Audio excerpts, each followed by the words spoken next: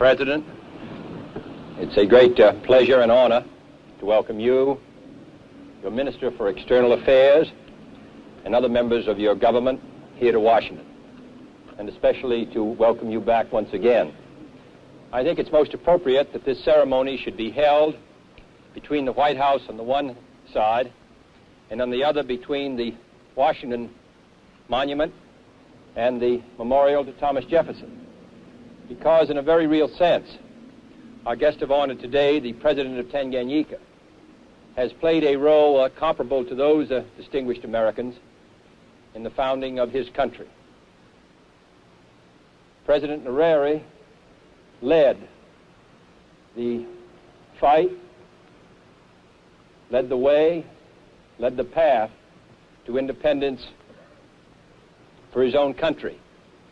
And he has recognized, as our early founding fathers recognized, that that was only part of the struggle, and in some ways the easiest part. The more difficult is to build a cohesive society once independence has been founded. And it is for that, Mr. President, and for your efforts in this regard, that you are most admired in this country. This is the great test of the statesman, to build once independence has been achieved.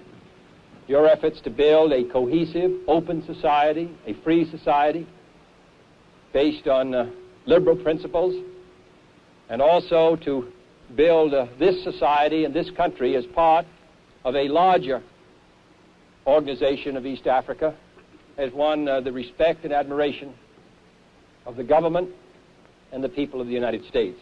You are engaged in great work, Mr. President, and we feel it most opportune that you should visit the United States in the summer of 1963, when so much is changing in your own country and in Africa, and where so much is changing here. Progress, we hope, will mark the year 1963 in every field, internationally, nationally, in this continent, in this hemisphere, in your continent, in your hemisphere, and throughout the world.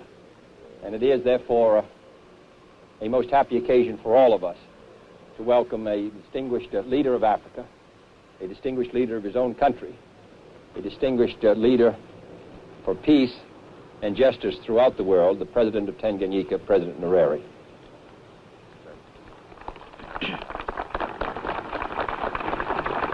Mr. President, on behalf of myself and the Minister for External Affairs and the other colleagues of mine, I want to thank you very much, and your government and the people of the United States, for the great welcome that you have given us today. As you've rightly said, Mr. President, this is not my first visit to the United States. I have been coming to the United States now, I don't remember how many times. I always associate the United States with freedom. During those days when we were struggling for our freedom and having chosen the method of peace to achieve our freedom, I used to come almost annually to the United Nations organization to plead the cause of the freedom of my country. And every time I think of the United States, I think also of the freedom of my people. As you said, Mr. President, one part of our struggle is over, and that is the struggle to win independence from colonial rule. But that's merely the beginning. Our community, like your community, consists of a large number of people, some native, others immigrants. And it is part of our struggle ahead to see that all our people, whether they be native or they be immigrants, that are equal citizens of our society. It's also part of our struggle to see that the amenities of life in the 20th century reach our people.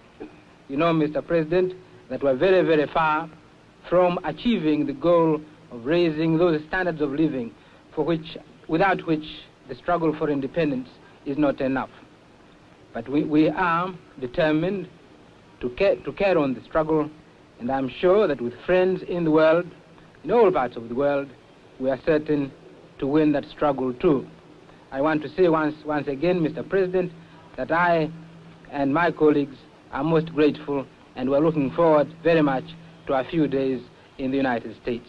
Thank you very much.